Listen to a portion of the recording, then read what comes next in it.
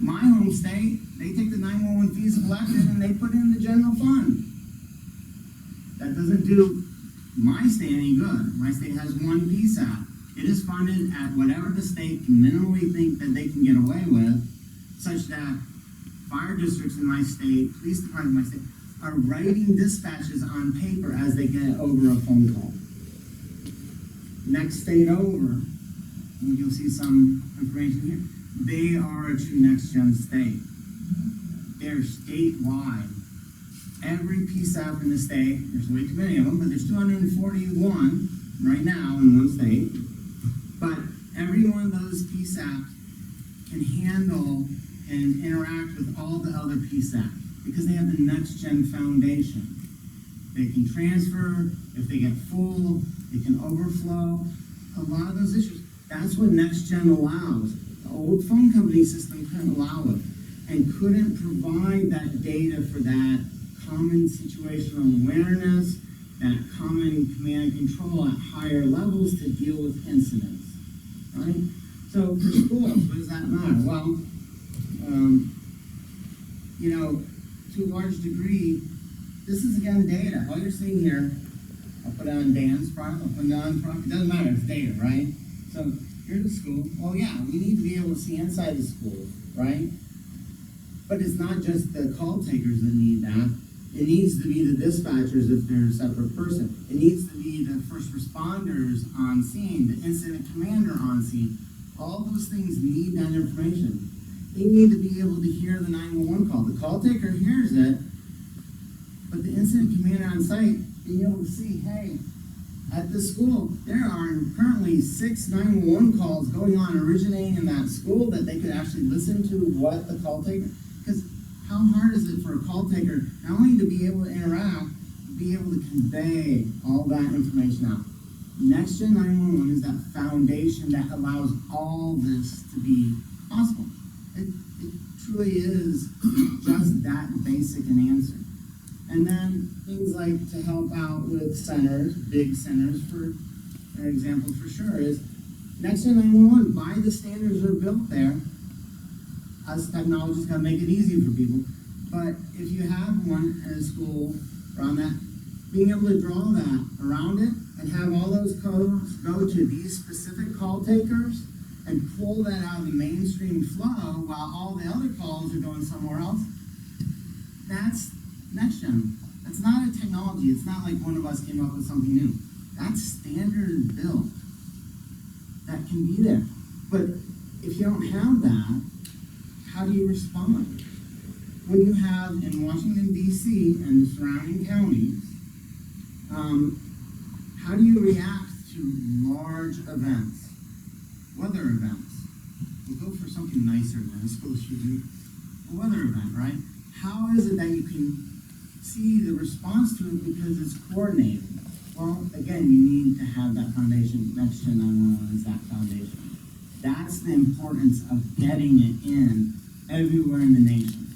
Not just in certain states, not in certain communities, but everywhere in the nation, to make sure that all the information needed, large and small, can be shared amongst all of the public safety and all the other state, municipal, county organizations, federal organizations that have to respond and interact.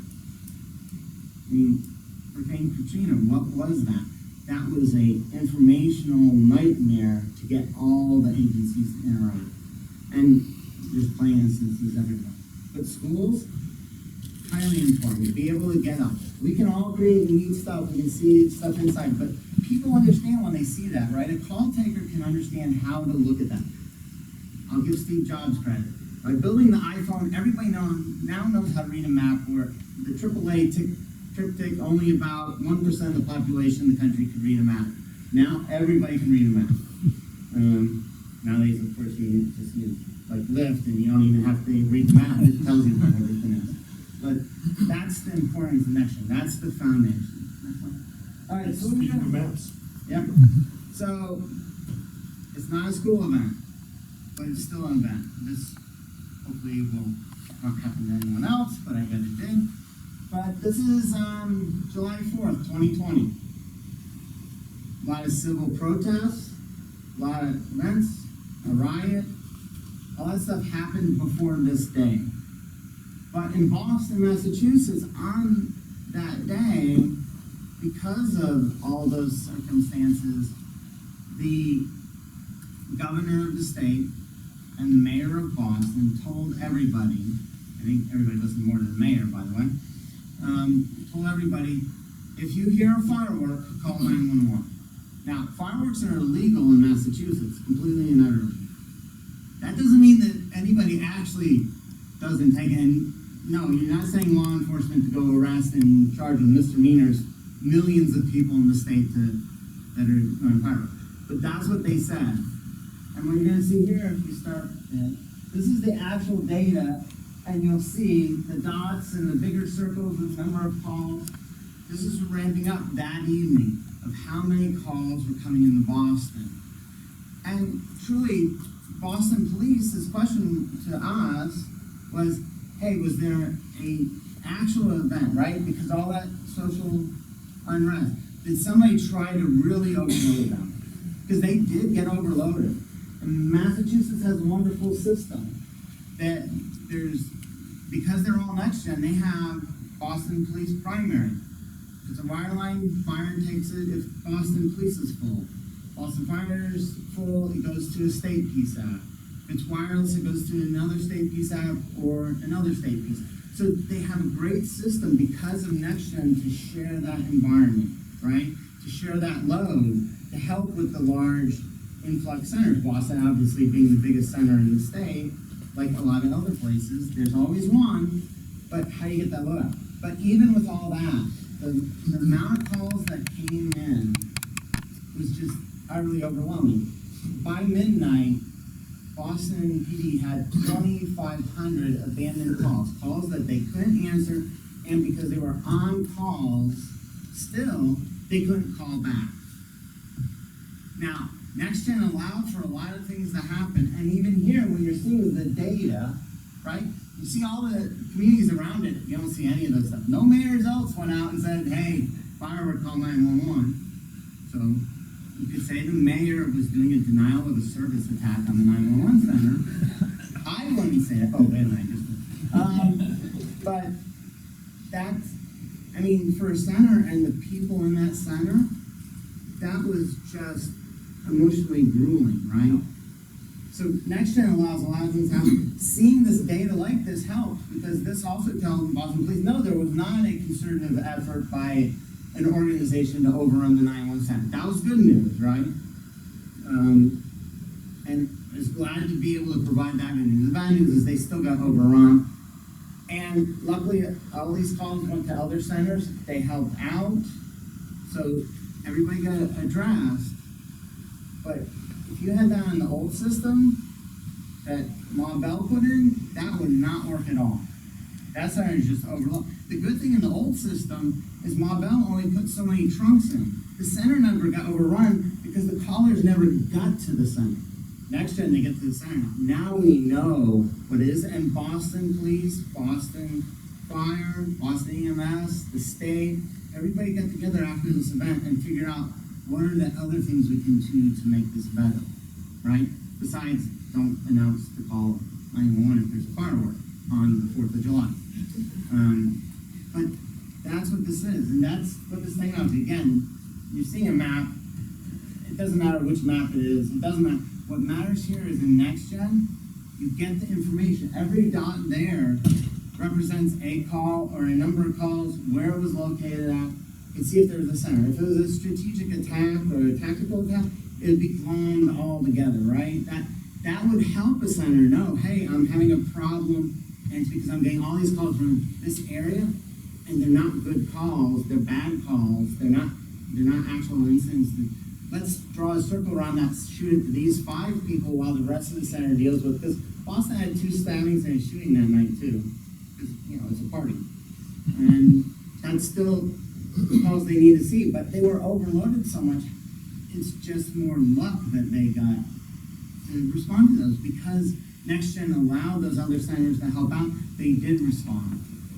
I think you made the point too that Massachusetts is, again, we talk about different jurisdictions at different stages, further along than a lot of parts of the country, so it enables, more real-time data, backup PSAPs to be involved, things like that. So that helps, and I think we can do better. I'll do an arm wrestle with Don a little later. We'll see who's got the most advanced state going, but yeah, I would say Massachusetts is probably one. It's on the list for sure. Well, and appreciate it. And John asked me to say we saved the best for last, apparently. So please, John, introduce yourself, and appreciate everyone's patience. No, I just figured we'd run out of time, and I said, hey, everybody, it's good to see you, and then we can be done. So good afternoon, everybody. John Persano, Amazon Web Services. I lead the 911 Fire and EMS team out of our Justice and Public Safety group. So please note Amazon Web Services. Don't ask me anything about packages or anything like that. Different part, all right, different group of people. So a couple themes that I really want to hit on that came out today. The way we really like to reinforce 911, NG 911, my career said, was that great enablement. Okay, there are technologies that when 911 personnel go home, they have greater capacity to do things than they do when they get their home. That shouldn't happen. You shouldn't lose capability when you go home, or even get in your car. So what NG 911 does is lay this great foundational framework that now we can leverage all these incredible technologies from our partners and everyone else that is out there and other partners on how do you best serve the public and best take care of our 911 personnel. So the themes that we want to talk about, what do we do at AWS in this? We're obviously the cloud provider. It's been talked about a couple of times before. We enable our partners and we support public safety to help make better informed decisions. So one of the areas that I want to talk about, particularly in the school side, is security. I think there's concern out there that security and sharing are mutually exclusive. I can't share information because I can't make sure my information is secure. That's simply not accurate. So particularly with the technologies that these companies and others have, and by leveraging the cloud, you can set very, very robust security protocols to make sure the right information is shared with the right person at the right time in the right format. And that's there, and that's how these folks and others enable public safety to make better informed decisions. So, but you have to have the networks, right? You have to have the reliability, the availability to get the calls through. You have to have the LMR, the land mobile radio communications, and the cell phone communications. You have to have the ability to look at your maps and do your visual interpretations. That all comes together with what we like to talk about cloud as that enabler. All right. One of the ways it's very challenging in an event like a school incident to get 20 different agencies to all share information because they all have to touch each other.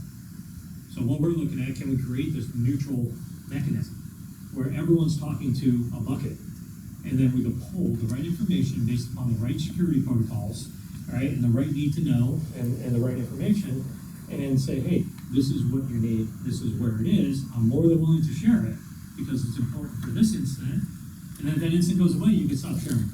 Totally up to you. So it's a new way to look at the world. Before, for public safety particularly, was I have to share everything or I don't share anything. And that's simply not the case anymore thanks to technologies that we're representing up here.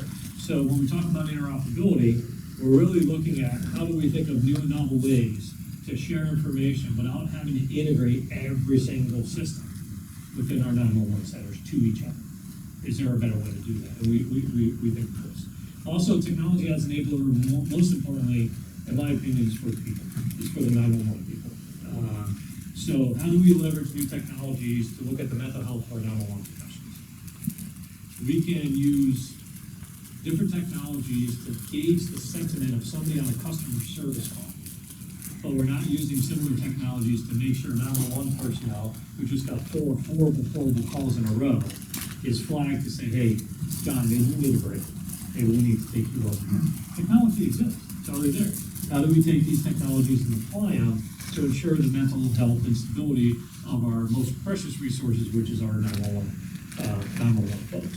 So looking at all different things, I was joking the other day, we were talking about remote work and how do you look at leveraging the cloud and operating from places maybe other than your primary point of work.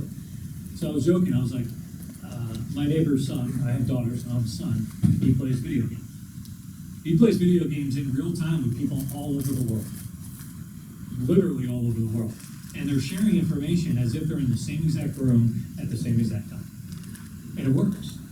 And it's really good. It's apparently pretty fun. I don't do it.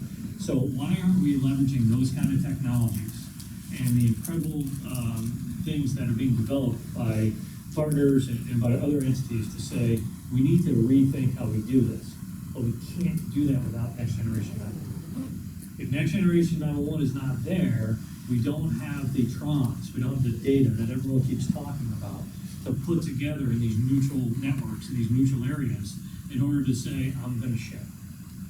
And I found more often than not, when we talk to people initially, they're somewhat standoffish, and then they realize when they control their information, they're very, very willing to share.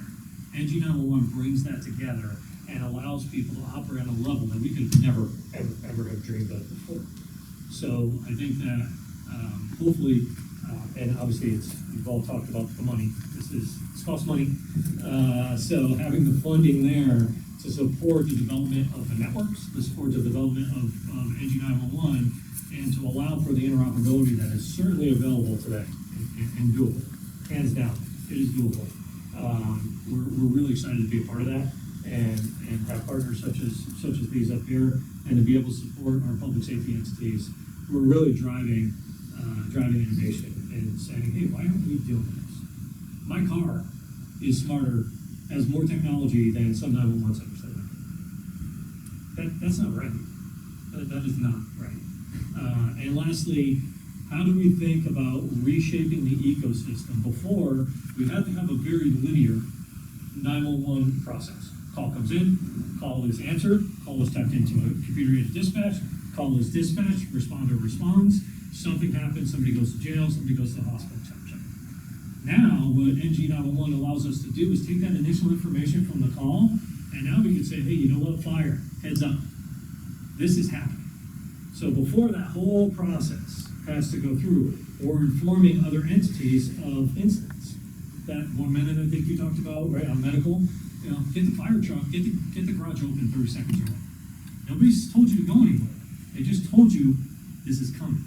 Oh, and by the way, I have this information. Police needs this, fire needs this, EMS needs that. 911 has all that. So how do we take that on the ingest side, and how do we spread it out to the right responders while 911 is still working their magic? So it's a more informed response from the get-go. And NG911 allows us to do that.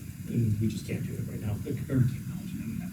So I know we're all over, so thanks for your time, and I appreciate you allowing me to speak. And Les?